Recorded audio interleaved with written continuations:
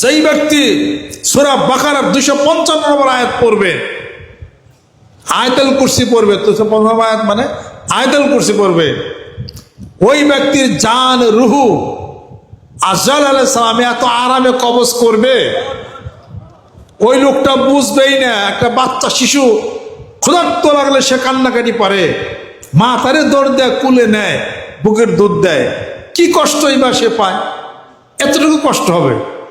ভূমিকম্প হইলো, ডরাইলে, ইটা খইলে বললো মাথার মধ্যে, রড ঢুকলো পেটের মধ্যে দিয়া, এটা কোন ধরনের মরণে কিনা? আয়াতুল কুরসি পড়ি না আমরা, তো কি তার ডর খায়? তো আয়াতুল কুরসি পড়েন না, তাহলে আবার কি? আমরা সারাদিন আয়াতুল কুরসি পড়ি, নামাজের পরে পড়ি, তার মৃত্যু ভালো হবে। দোয়া করেন আল্লাহর কাছে, হে আল্লাহ সম্মানজনক মৃত্যু দাও, সম্মানজনক স্থানে সমাহিত করো। মরে গুলো থাকে বিল্ডিং এ, চার তাহলে বিল্ডিং এ থাকে, মরে ধরো বাপের নিয়ে অদা কসর কেদা মেদা ওখানে নিয়ে কবর তো দে না, ওখানে গাইরা থুয়ে আসে। ওই ধরনের কবরে থাকা আমরা চাই না।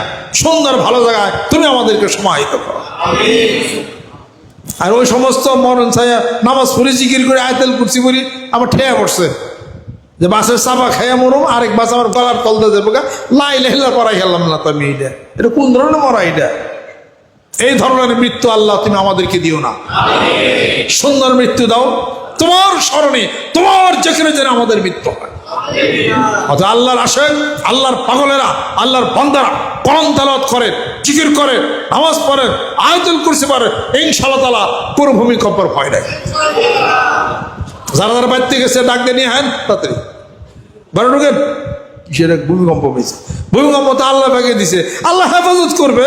সুবহানাল্লাহ। এবার কি বিতাড়িত শক্তি হয়েছে?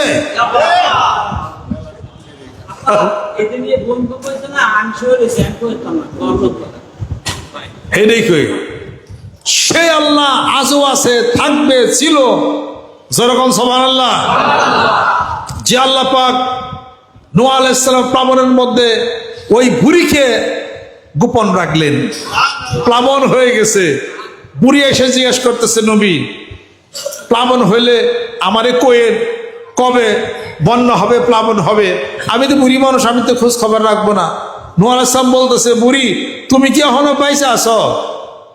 প্লাবন হয়ে গেছে, পৃথিবী সব ডুবে তলে শেষ হয়ে গেল, তুমি কোথায় ছিলে?